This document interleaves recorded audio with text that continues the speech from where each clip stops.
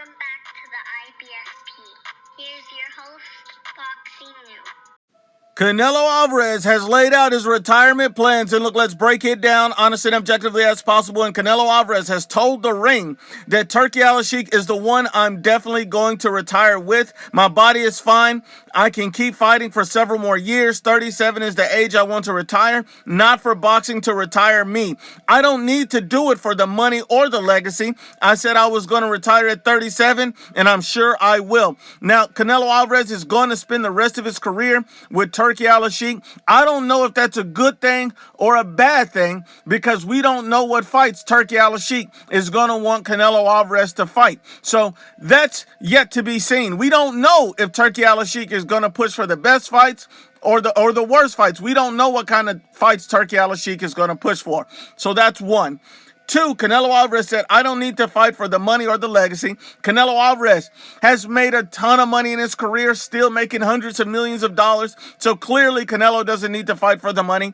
Canelo Alvarez doesn't even have to fight for the legacy. He doesn't need to fight for the legacy. He can add to his legacy, but at this point, he doesn't have to fight for legacy.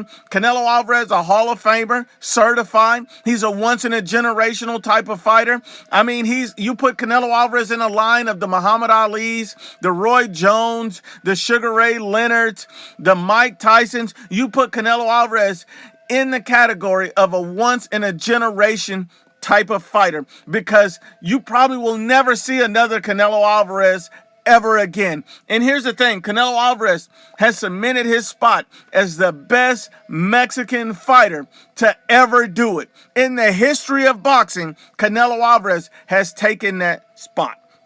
Now, here's the concern that I have with Canelo Alvarez. If he has about 5 fights, and he can maybe push it to 6 or 7 if he really wanted to, but generally speaking, Canelo Alvarez has about 5 fights. So Canelo Alvarez, he's 34 now. He's going to retire at 37. That's about 5 fights. He could push it if he wants, but we're going to stay with 5 fights. What type of fights are we going to be getting with Turki Al-Sheikh and Canelo Alvarez? Are we going to be getting the Canelo Alvarez that's looking to fight the Hamza Shirazes, the Chris Eubank Jr.'s? 2 fights that I personally have zero interest in. They're not great fights. I mean, we saw Shiraz arguably lose to Carlos Adames at 160. We saw Chris Eubank get knocked out by Liam Beefy Smith. I mean, come on. Canelo Alvarez is better than this level of opposition. But these are the fights that Turki Al-Sheikh wants to make. These are the fights that Canelo's receptive to.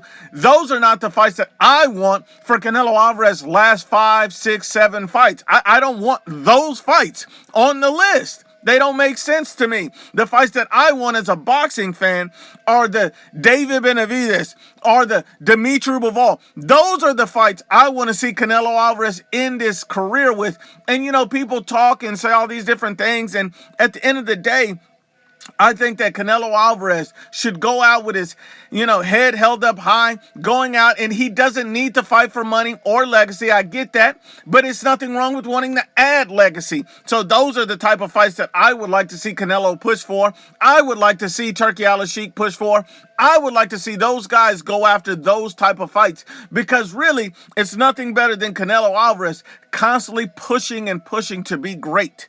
David Benavidez, Dimitri Bivol, leave no questions unanswered as you retire. You got about 5 fights left. Leave no questions, unanswered. Answer every single question before you walk away from the sport of boxing. That's all we're asking of Canelo Alvarez. We're not asking too much. We understand he has the money. We understand he has the legacy, but it's nothing wrong with pushing constantly for continued greatness.